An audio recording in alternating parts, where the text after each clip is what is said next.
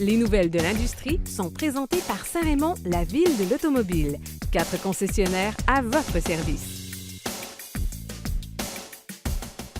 Nous voilà de retour et c'est maintenant le temps des nouvelles de l'industrie avec Marc Bouchard. Marc, de quoi tu nous parles cette semaine? Bien, comme je t'ai toujours dit, moi, je suis plein de surprises. Non, c'est pas vrai. Je vais te parler des nouvelles de l'industrie dans plusieurs domaines, mais y compris dans le domaine de l'électrification, parce que c'est ça dont tout le monde parle, surtout de Volkswagen.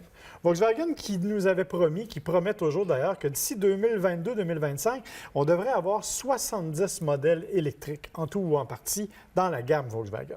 OK. Alors, quand on jase du côté de chez Volkswagen, on présente des concepts, on présente ci, on présente ça, mais dans le concret, il ne se passe pas grand-chose.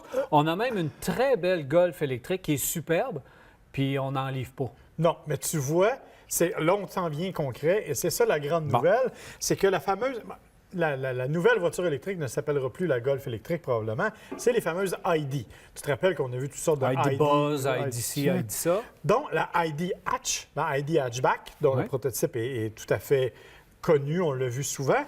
Mais là, tu vas pouvoir le commander. À partir du 8 mai, tu vas pouvoir déposer officiellement une demande pour commander le véhicule. C'est pas le véhicule de production, ça? Non. Le véhicule de production... Il est où, le véhicule de production? Il va être dévoilé à Francfort au cours du mois de l'automne prochain. On ouvre les commandes avant même de me présenter le véhicule de production? Oui, et selon les analyses faites par Volkswagen, on dit que ça va probablement être totalement sold out, tout vendu avant même la présentation en septembre. C'est quoi, on a engagé des anciens de chez Tesla?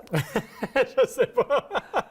C'est un peu une façon de faire de Tesla, là, c'est la même façon. En fait, ce qu'on dit, c'est que vous allez pouvoir réserver en ligne à partir du 8 mai, effectivement, obtenir votre numéro de réservation. Je trouve ça... Et ça va être fait en début 2020. On va faire les livraisons. Bon, peut-être que je trouve ça étonnant. Je trouve ça étonnant de la part de Volkswagen, qu'est-ce qu'on est en train de faire avec le segment électrique. Oui, on peut arriver avec une voiture électrique. Elle est probablement développée. Présentez-nous-la. Puis après, vendez-la. Puis vendez-la. Faites ça dans l'ordre des choses. Ça fait 5 ans que vous nous présentez des véhicules concept électriques, hybrides branchables, puis on n'a toujours rien vu. Fait qu'arriver avec quelque chose, puis les gens vont y commander, puis ils vont les acheter, les véhicules. Puis comme tu l'as dit, la Golf électrique, qui est pourtant superbe. Une belle voiture qui va super bien, mais on n'est pas capable d'en avoir. C'est 18 mois minimum d'attente. Ça n'a aucun sens. Alors, ce qu'on dit cependant, c'est que la ID Hatch... Bon, évidemment, c'est la même plateforme modulaire, là, la MEB, qui sous-tend tous les véhicules électriques chez Volkswagen. Le modèle d'entrée de gamme aurait une autonomie de 330 km, ce qui est quand même excellent. Et on irait jusqu'à une autonomie de 550 km dans les versions les plus haut de gamme. Au prix de?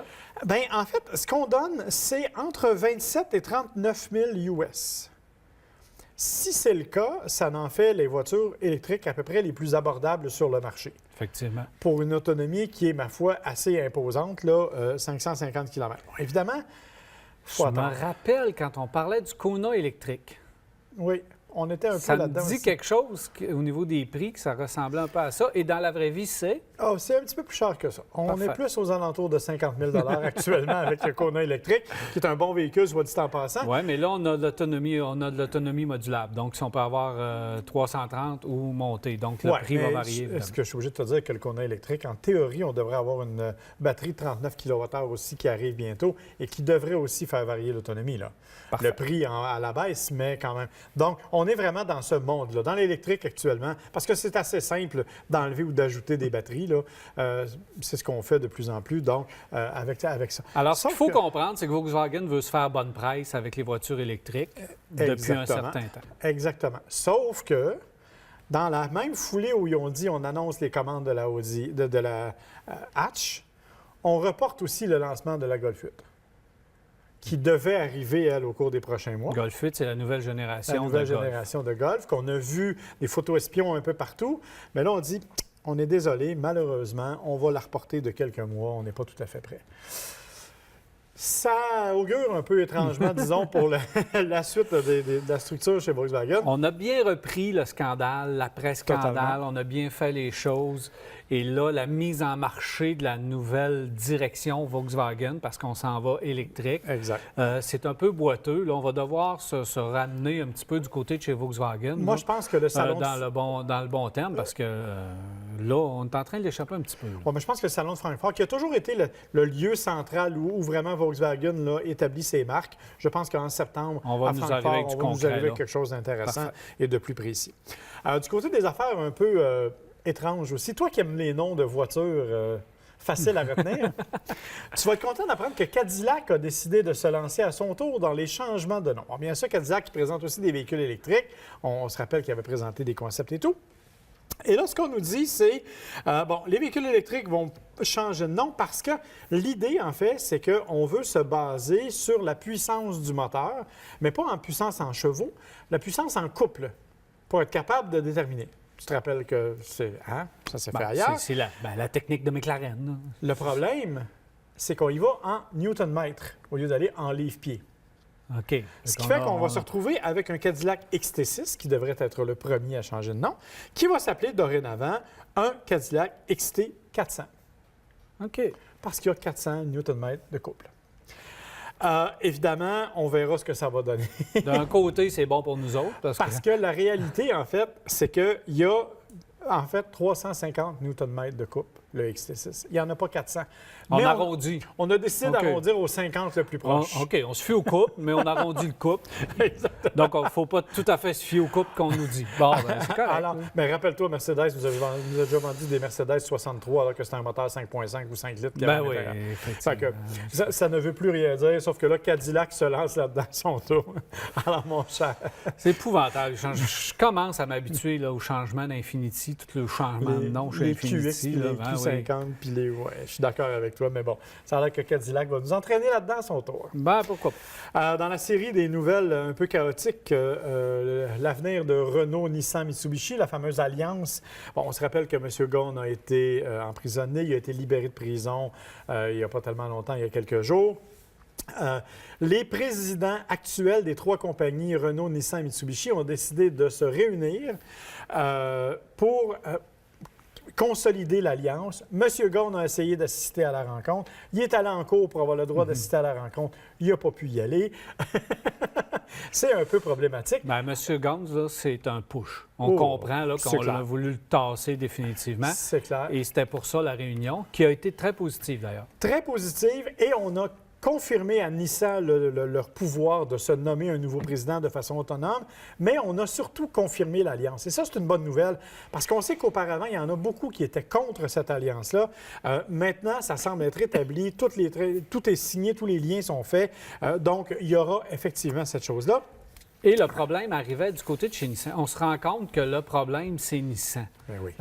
Tous les problèmes arrivent du côté de chez Nissan parce que chez Nissan, on veut prendre plus de contrôle ou on va avoir plus de contrôle sur l'alliance.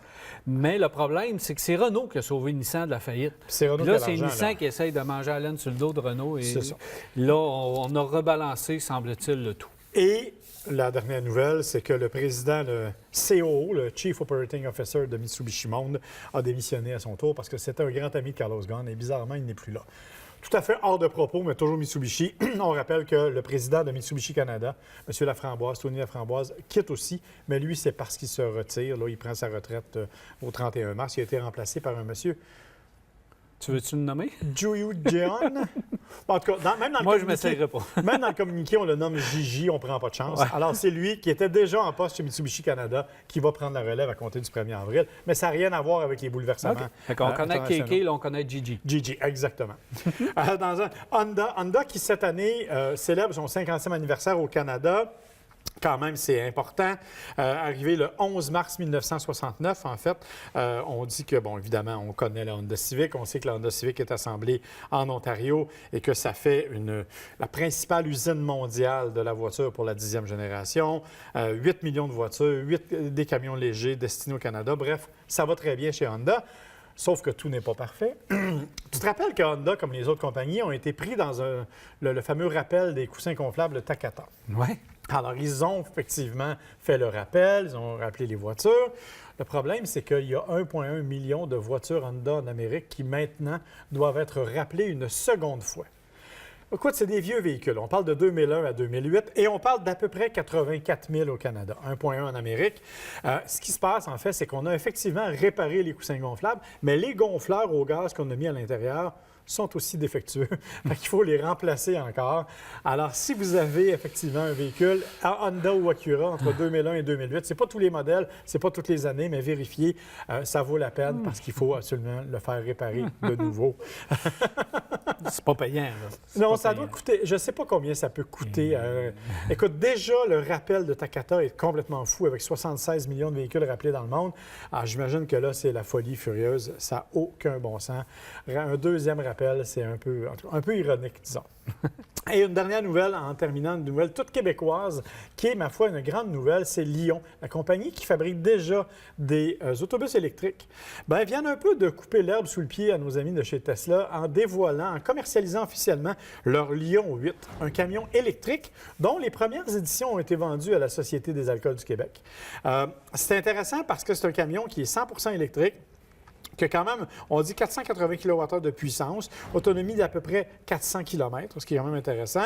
Une recharge entre 2,5 et 16 heures selon le type de recharge que vous utilisez, évidemment. 55 000 livres possibles de prise en charge. Donc, on parle de 40 000 livres, de 30 000 livres à peu près là, de marchandises à proprement parler. J'ai lu le communiqué, j'ai trouvé ça vraiment intéressant, mais je n'ai pas été capable de savoir si le 400 km d'autonomie était avec la charge maximale. Oui. Ce qu'ils disent, c'est que c'est avec la charge normale du camion. Donc, 400 km d'autonomie. Mais évidemment, il y aura probablement là aussi des batteries variables, il y aura probablement aussi des notions variables. On dit que c'est un véhicule qui se vend entre 300 et 400 000 $, c'est-à-dire à peu près 2 fois le prix d'un camion diesel de même format. Mais évidemment, avec la recharge, on estime qu'en 4 à 5 ans, on pourrait rentabiliser l'opération pour l'acheteur, donc avoir ça. Évidemment, c'est un moteur là, qui est une inspiration TM4. C'est vraiment une entreprise québécoise. Alors, je pense que ça vaut la peine d'être souligné. Puis que la SAQ embarque là-dedans, je trouve ça fort intéressant qu'ils soient les premiers. C'est québécois. Espérons que ça va bien fonctionner, puis espérons qu'on va pouvoir l'utiliser, parce que de plus en plus, pour faire des courtes distances, comme la SAQ fait d'une succursale à l'autre, je pense que ça peut être un véhicule qui va faire le travail. Je ne sais pas si on a utilisé les moteurs de TM4. Oui, moteur TM4. TM4 donc sont bons pour 1 million de kilomètres. C'est ça. On dit que c'est le nom complet du moteur, c'est le Sumo HD HV3500-9P. Ah, c'est clair. Moi aussi, c'est ce que je me disais. 470 chevaux, 2507 livres-pieds de couple. Juste si jamais ça t'intéresse. On dit que c'est la montre suisse des moteurs électriques. Effectivement. Et chez Lion, il faut rappeler qu'on a une expertise qui est déjà établie. Il y a plusieurs commissions scolaires au Québec qui roulent déjà en autobus scolaire Lion électrique un peu partout. Parfait. Superbe. Merci, Marc. Ça fait plaisir, mon cher. Alors voilà, on s'arrête. Et au retour, on va aller voir qu'est-ce que la nouvelle Kia Stinger a dans le ventre. Restez là.